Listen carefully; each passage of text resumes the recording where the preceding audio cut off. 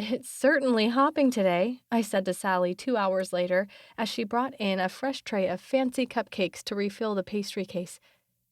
I had sold the last two to a mom and her daughter on the way to school. Avery Mills, the owner of Cupcakes and our dear friend, dropped off a delivery each morning. Her shop was on the other side of our small town. When we had opened a few months ago and started carrying her fancy cupcakes, her business doubled. I know. I think our mornings have been getting busier with the people on the way to work and school. And some of the retired folks who like to hang out. I nodded in the direction of a table of older gentlemen and noticed Don Baker was with them. They'd started dividing their time between us and Tanner's Diner around the corner, which wasn't run by the Tanners anymore, but the new owner had kept the name. They said on Tuesdays and Wednesdays their favorite waitress was off at the diner, so they preferred to come here.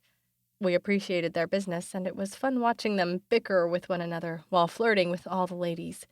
Sally laughed. Keeps the place interesting. I grabbed a fresh pot of coffee and walked over to them. We normally didn't serve people, but with these guys, I didn't mind. Refill, anyone? The three gentlemen looked at me, and Dawn nodded hi as she left their table. Sure, I could use some more caffeine, one of them said. Harvey, you better watch it.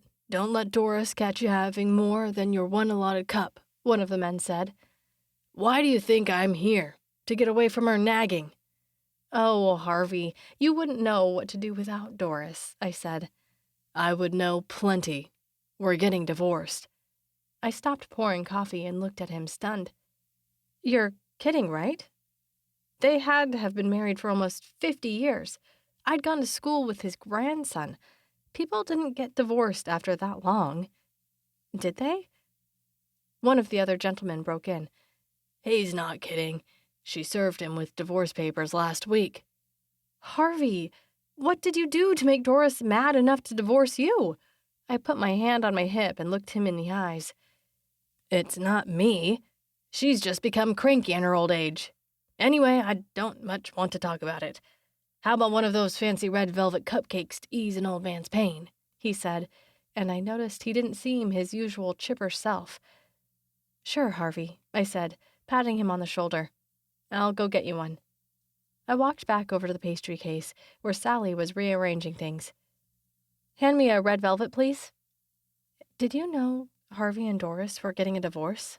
I asked as she handed me the cupcake, and I put it on a plate. I heard something about it at the bank the other day, but I thought it was just gossip. You know, Missy. She likes to exaggerate. Well, Harvey's just confirmed it. Doris served him with papers last week. Sally stared at me. You've got to be kidding. I shook my head. Nope. If they are getting a divorce after, what, about 100 years?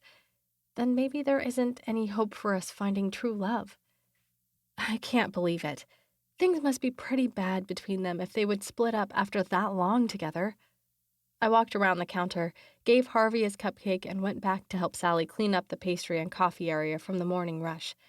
Engrossed in wiping the coffee grounds out of the tray under the brewing station, I jumped when I heard a loud thump and then a scream.